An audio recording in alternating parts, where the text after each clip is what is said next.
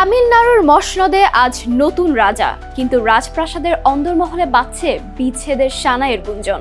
থালাপতি বিজয় মুখ্যমন্ত্রী হিসেবে শপথ নিলেন তো ঠিকই, কিন্তু গোটা ভারতের নজর কাড়ল শপথ অনুষ্ঠানের দর্শক সারি। যেখানে থাকার কথা ছিল বিজয়ের অর্ধাঙ্গিনী সঙ্গীতার, সেখানে বিজয়ের মায়ের পাশে রাজকীয় ভঙ্গিতে বসে আছেন তারই কথিত প্রেমিকা তৃষা কৃষ্ণান।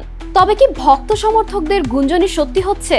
ক্ষমতার তখতে বসেই কি ঘর ভাঙার চূড়ান্ত সিলমোহর দিয়ে দিলেন বিজয়?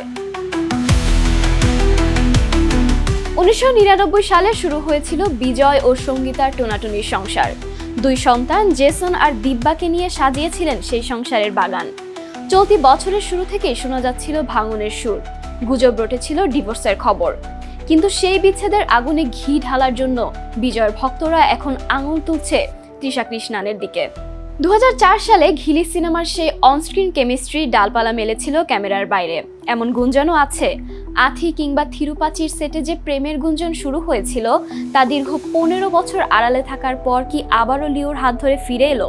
নেটিজেনদের একাংশ তো তৃষাকে সরাসরি হোম রেকার বা ঘর ভাঙানি বলতেও ছাড়ছেন না। এদিকে শপথ অনুষ্ঠানে বিজয়ের মা আর তৃষার সেই ঘনিষ্ঠতা কি তবে সঙ্গীতার বিদায় ঘণ্টা বাজিয়েই দিল? রাজনীতির শীর্ষে উঠে বিজয় আজ ক্ষমতার শিখরে, কিন্তু তার এই ব্যক্তিগত জীবনে এমন ট্র্যাজিক ক্লাইম্যাক্স যেন এক নতুন শুরু। আসলে কি বিজয় এমনটাই চেয়েছিলেন?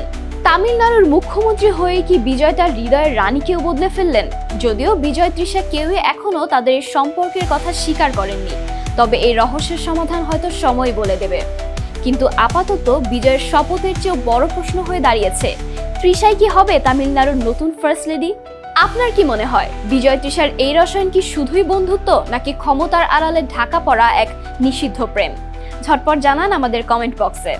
এবং বিনোদনের সব খবর সবার আগে পেতে চোখ রাখুন বাংলা নিউজ 24-এ।